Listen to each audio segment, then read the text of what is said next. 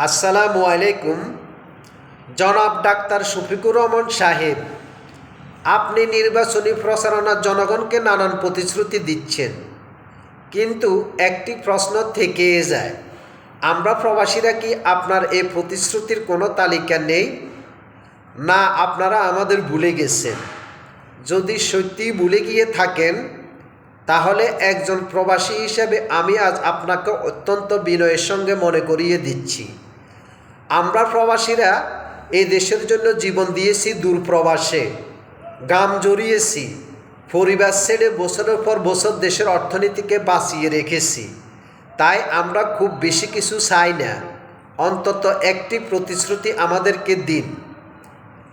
আপনি কি পারবেন না প্রতিটি প্রবাসীর পরিবারের ঘরে ঘরে তাদের সন্তানদের জন্য অন্তত একটি করে সরকারি চাকরির ব্যবস্থা করতে? সেটাও যদি সম্ভব না হয়, তাহলে কি পারবেন না প্রতিটি প্রবাসীর জন্য একটি সর্বজনীন ভাতার ব্যবস্থা করতে? আমাদের বিমানবন্দরে ভিআইপির মর্যাদা চাই না, লাউঞ্জ বা আপ্যায়নও চাই না।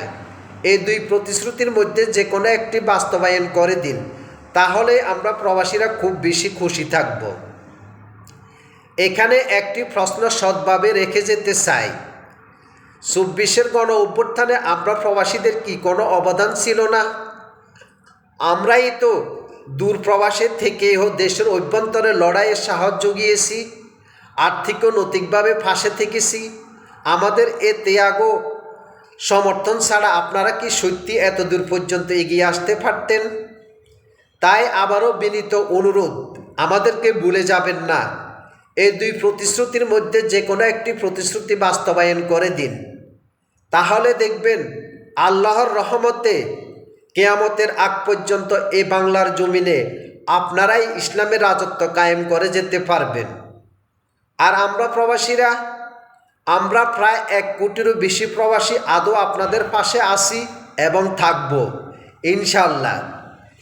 এই প্রতিশ্রুতিগুলোর যদি একটিও বাস্তবায়ন হয়ে যায়, তাহলে আমাদের আগামী প্রজন্ম আপনাদেরকে ভোট দিয়ে ক্ষমতার সিংহাসনে বসাবে।